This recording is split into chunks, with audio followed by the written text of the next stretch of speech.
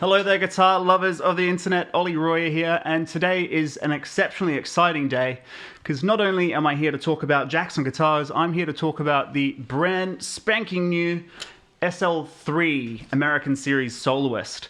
Now, I know what you're probably thinking. What are you talking about, Ollie? Jackson guitars have primarily, since they started, been an American custom shop brand.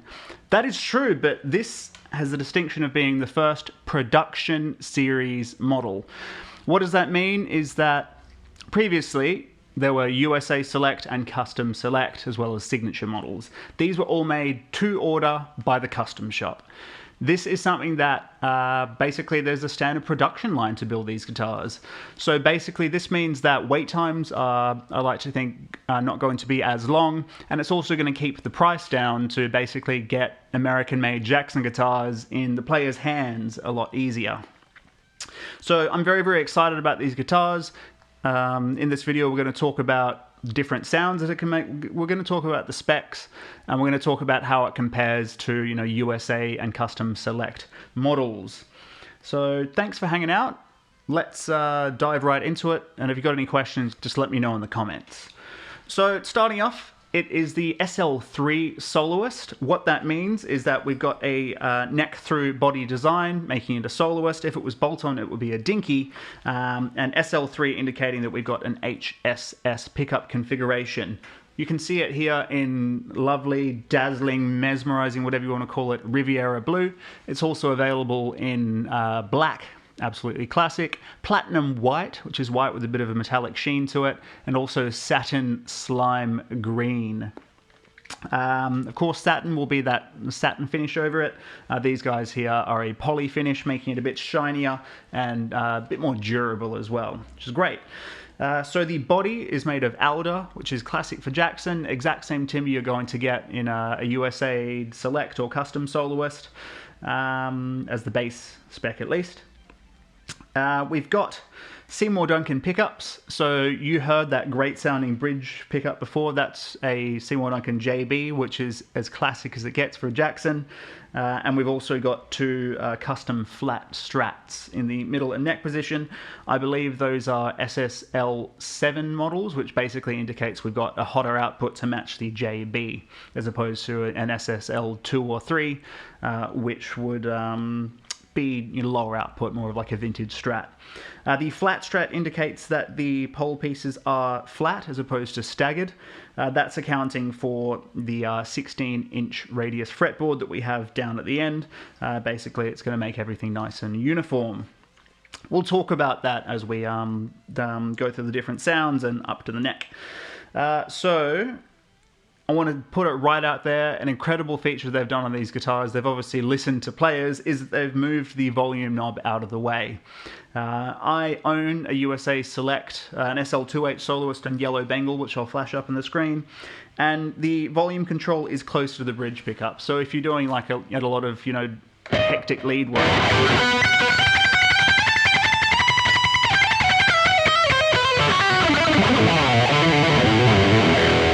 anything crazy like that that involves a lot of picking, or even, you know, some like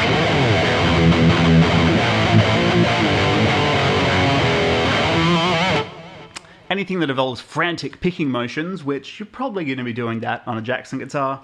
There was a tendency to hit the volume knob on, you know, classic Jackson models, and they've moved it out of the way for this, which is great. An incredible feature. The controls are fairly simple. We've got volume, which we all know what that does, and we've got tone.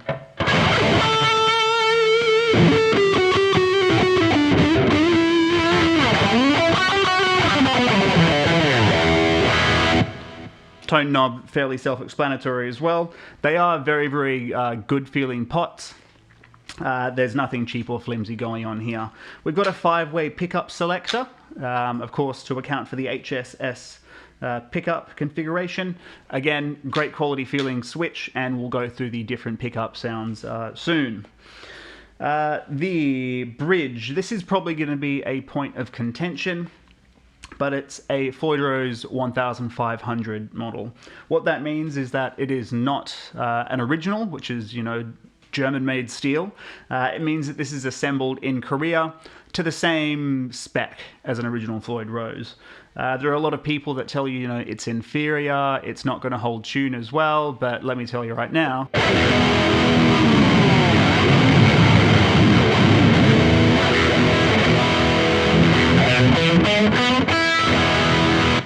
it's going to do the job.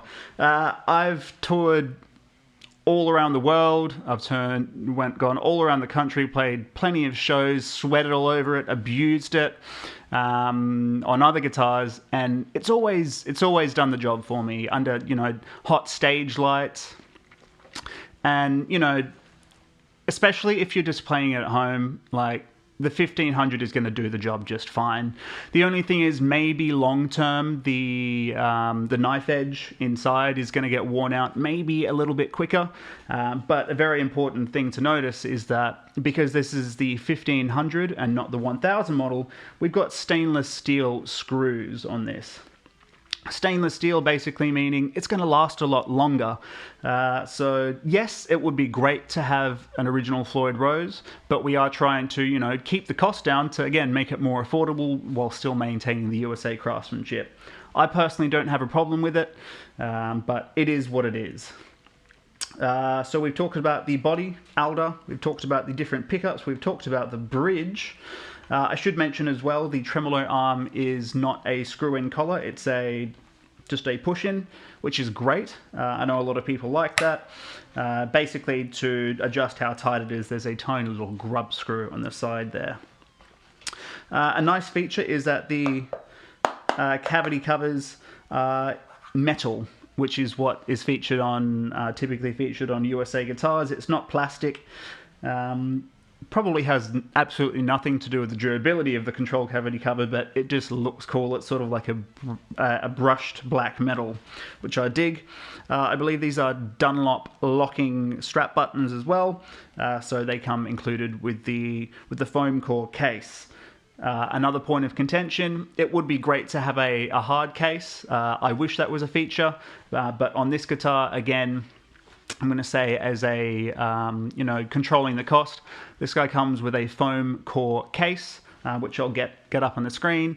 It's lightweight, it's portable, it's probably not going to be strong enough to fly with, but again, if you're just taking it from A to B, maybe to a rehearsal or a local show, it is going to do the job just fine. So that's all of the body specs. Now we can get on to the famous Jackson neck and everything beyond, and then we'll have a listen to the thing as well.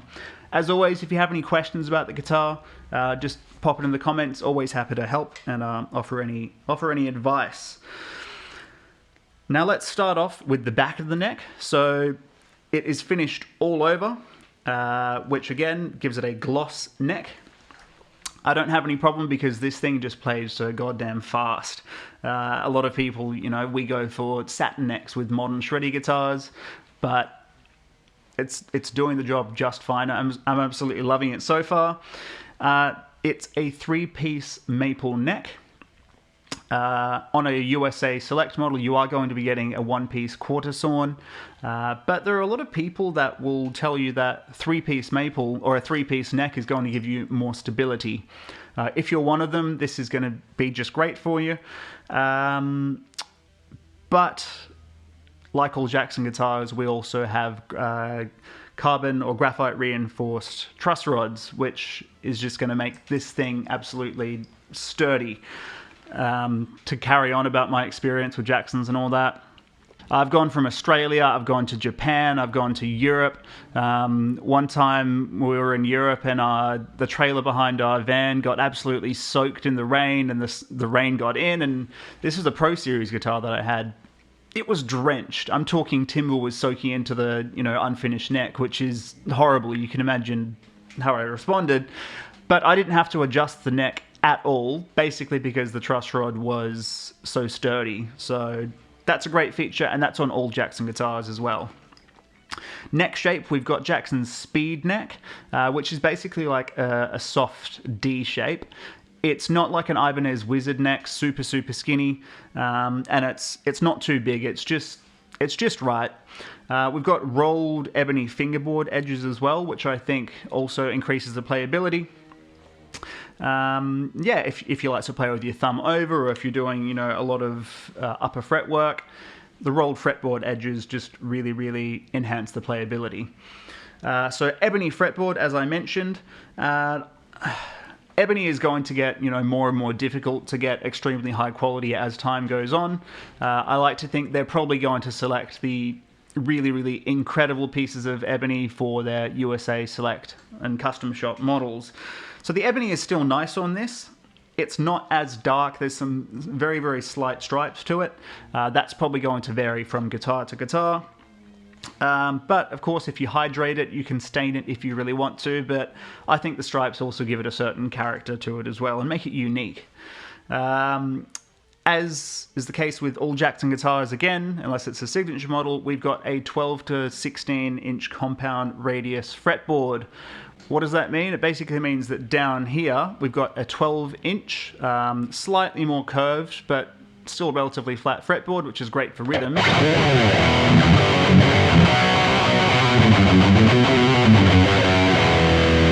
It's going to make all of that, it's going to make any legato work an absolute breeze. As we go up, it flattens out to 16 inch, which is even flatter.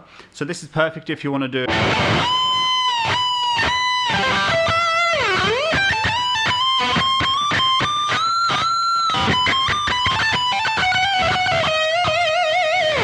big bends, if you want to do, you know, lead work, because obviously your hand is in a different position as you go up. You saw me get up to the 24th fret there. Getting up there is incredibly easy, thanks to the heel access. I don't know exactly what it is that makes it so easy to play, but yes. Up to the 24th fret is great. Playing up there is great. And speaking of frets, we've got jumbo. 24 jumbo frets on this guitar. I'm a big fan of the jumbo frets, especially on a flatter fretboard. Even on my custom shop Strat, I've got jumbo frets and a 12-inch fretboard, which I didn't realize until afterwards. So it just goes to show how great these are to play and how much I gravitate towards that sort of spec, even on other guitars. The frets are nickel. A lot of people are screaming, saying, you know, why doesn't it have stainless steel frets? And sure, that's a premium feature that you'll find on a lot of guitars nowadays. I'm going to say it, I'm personally not a big fan of stainless steel frets. Yes, they are incredibly more durable, but they add a certain brightness to your tone.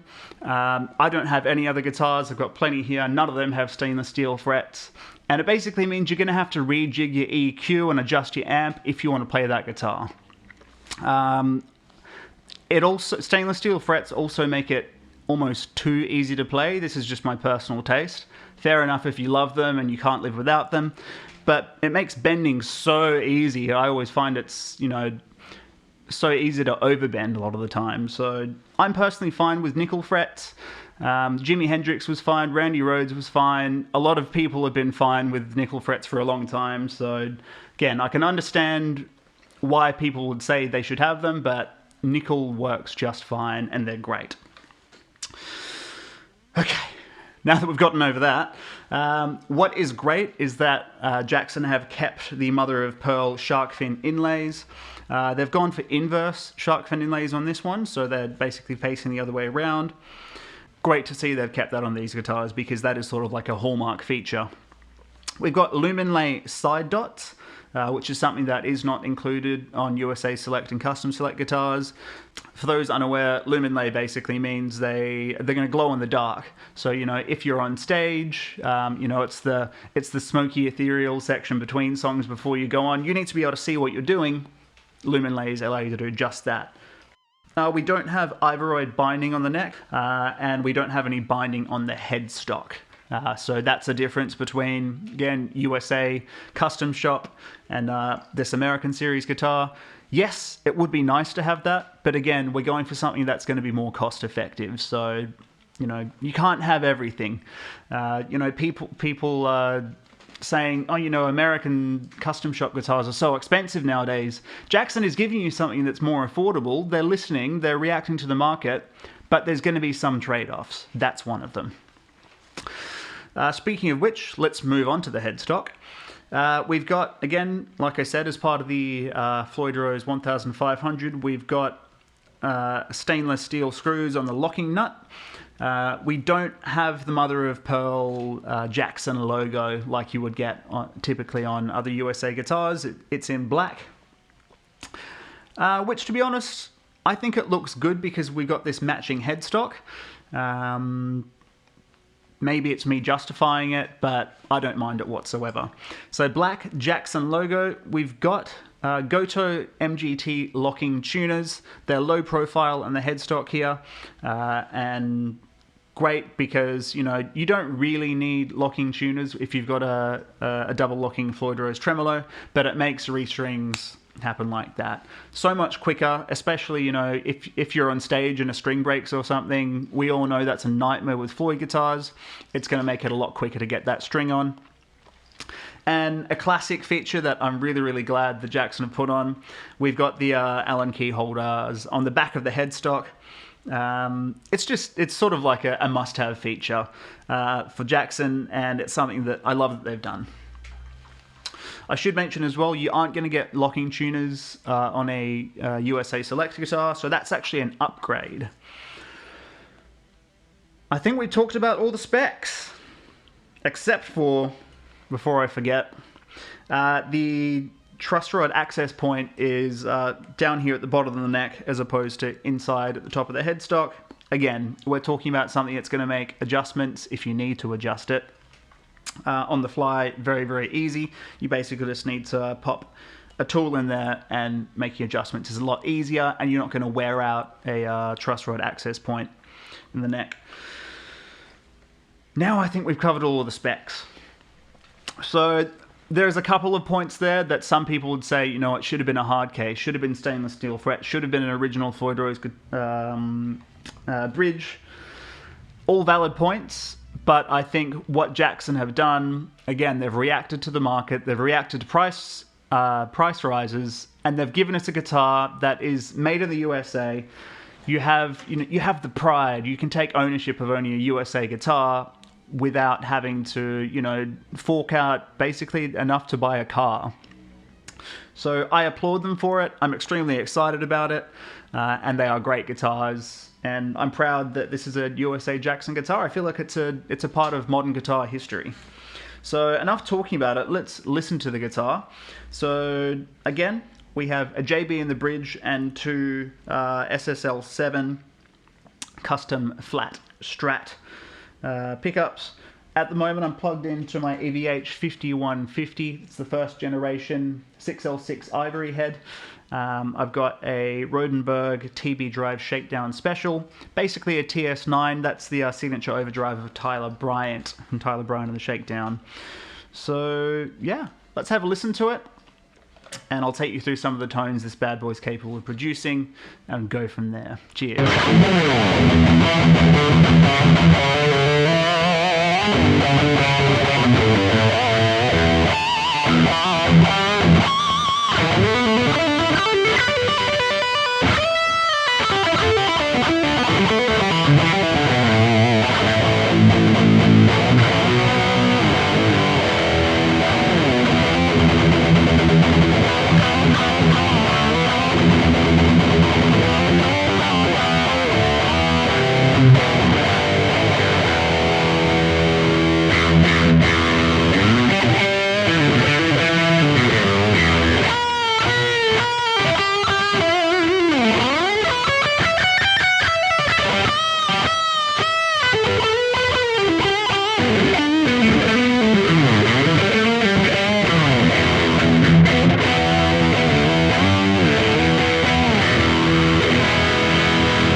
So position 2 is giving us the outer coil of the JB, and it's giving us the middle pickup. So when we go to the middle selection, it's going to give us the inner coil of that bridge pickup as well as the middle. So let's have a listen to a sound comparison.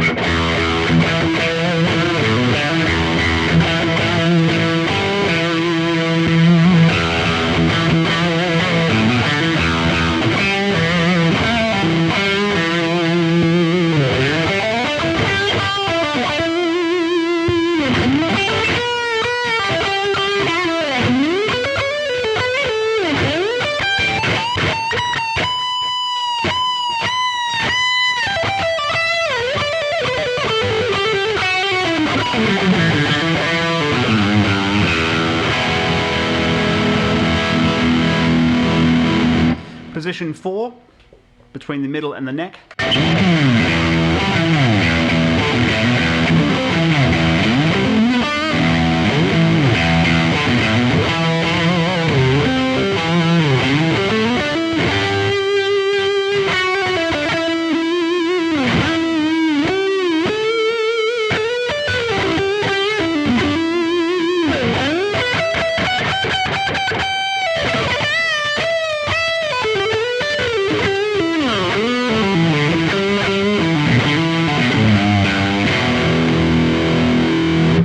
And the neck, probably my favorite position other than the bridge, just gets us a great lead tone, especially as we head up the fretboard. So let's take a listen.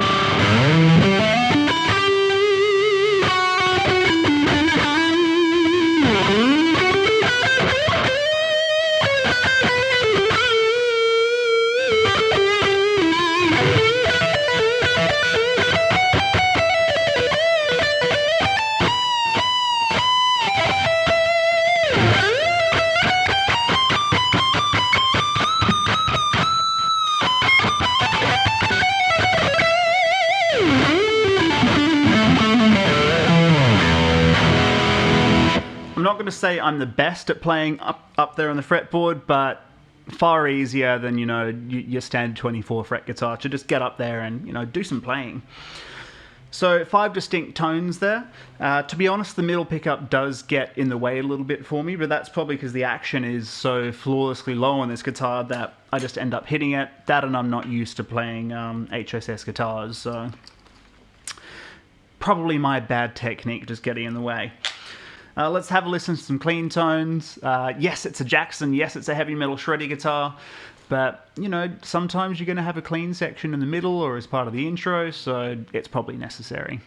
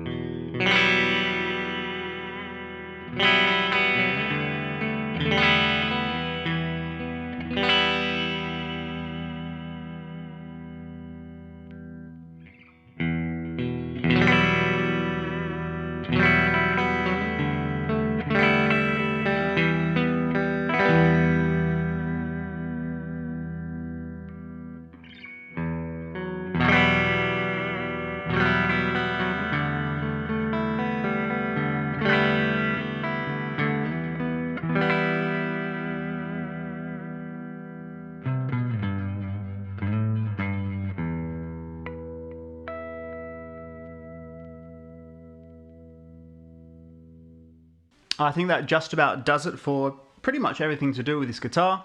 Again, this has been the brand new for 2022 Jackson American Series SL3 Soloist in lovely Riviera Blue. I hope you guys enjoyed the video. If you have any questions, as always, just let me know in the comments. If you enjoyed the video, feel free to chuck me a thumbs up or even subscribe. Just a click of a button, but it actually does help. Otherwise, thanks so much for hanging out. I've been Ollie Royer, and I'll see you next time. Cheers.